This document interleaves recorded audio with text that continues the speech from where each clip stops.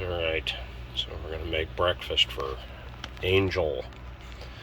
He has to have 12 hours of sleep every night. Last night we were up until 10, so he is still covered in his cage. And so we're going to make this breakfast real quick for him. I'm going to try to set this up so that you can see what I'm doing.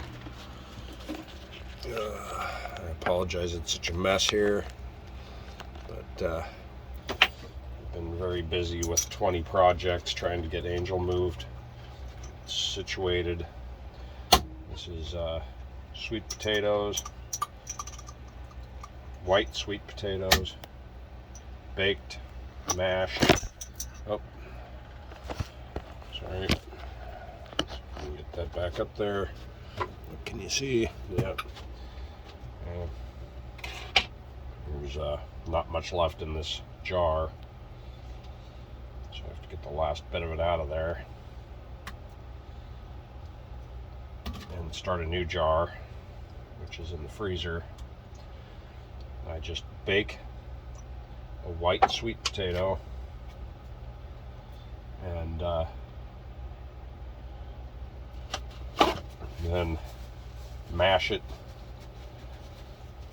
with one big dollop, just a standard spoon, but a big dollop of almond butter, only organic on both, by the way.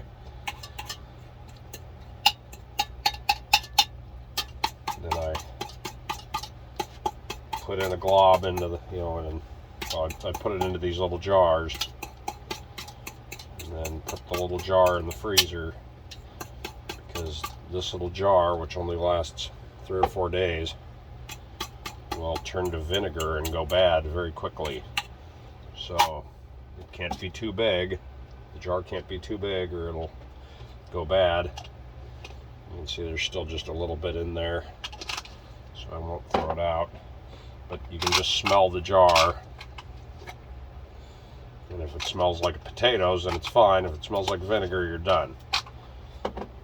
So once the bowl is fully lined like this, I set the fork over there, take my spring mix, and I just pick out little bits of it and make sure that I remove spinach. I do that not because of anybody telling me that it is bad for them, but because I know there's a chemical in it that's bad for me, so I just assume that it's probably not that good for him either. It's the reason we boil spinach is that it removes that, or makes it inert. I don't know which. Maybe it just boils it out. I take a pretty good amount of spring mix, stacking it up in my hands. Try not to touch too much of what's in the container, because then I'm introducing bacteria, which makes the lettuces go bad faster. When I've got a good wad, I cut it up like this in little rows.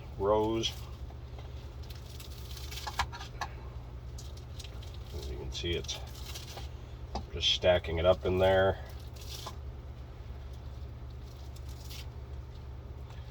All on this one side. This has taken me a few years to kind of get to the perfected stage here, but now all of it's cut this way, and then I go in and I cut it the opposing direction, and you just kind of randomly cut around the out and inside, make the bits a little bit smaller.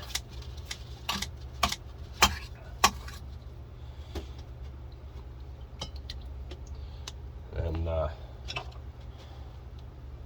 now I just take the bowl, I do this, mashing the lettuces into the potato mixture, getting it on all of the lettuces. Lost a little bit there onto the floor. Pick that stuff up, so although it will just dry out, but you know, up camping, I just leave it on the ground. Let the squirrels eat it if they want it. But then when it's all nice and covered, I tend to just put it all against one side, and then he'll push it around and, you know, push it out of his way so that he's not getting all of that. I tend to look for the spring mix that not just has the longest shelf date, but has the least amount of spinach, just because of that, not wanting to pick it out and throw it away. And that's about it. You got your spring mix. Now for Angel, he's still in here sleeping. Now he's over here waiting for her breakfast. She knows it's coming. So I set that over here. Here, let's see if we can set this up so that you can see how this kind of comes together. I don't know if there's any way to do this. Maybe we can find a way to do it up there. So I've been trying to prepare for the trucking thing, moving stuff out of the boat, digging through all of my stuff, introducing Angel to his girlfriend, which is part of why this video exists. Cockatoos in Australia have a shifting time frame like we do here. The day gets longer and shorter. Unlike equatorial parrots in South America or Africa, where they just have 12 and 12 and 12 and 12, these guys go into breeding when they get less than 12. It's good morning, buddy. It's good morning. Ty, it's good morning. He's known that I was awake for a few hours, but he just stays in his hut and sleeps until it's time.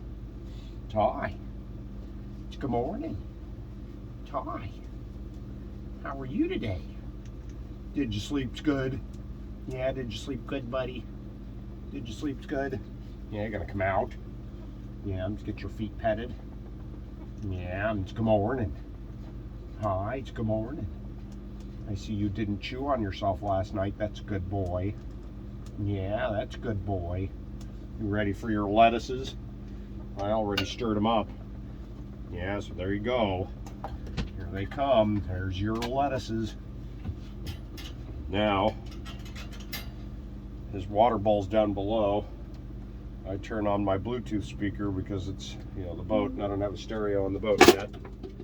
And that's a water bottle. I dropped it on the floor, by the way. I turn on my Bluetooth player, which links to that, and you'll hear it ding-a-ling here in just a second. And I go over here and open up my ice box, which contains Ivy's dog food and lots of, it's basically my pantry. And it goes into her bowl. Right about now, you'll hear the speaker connect to the Bluetooth player. Then I come down here. Even though that's linked,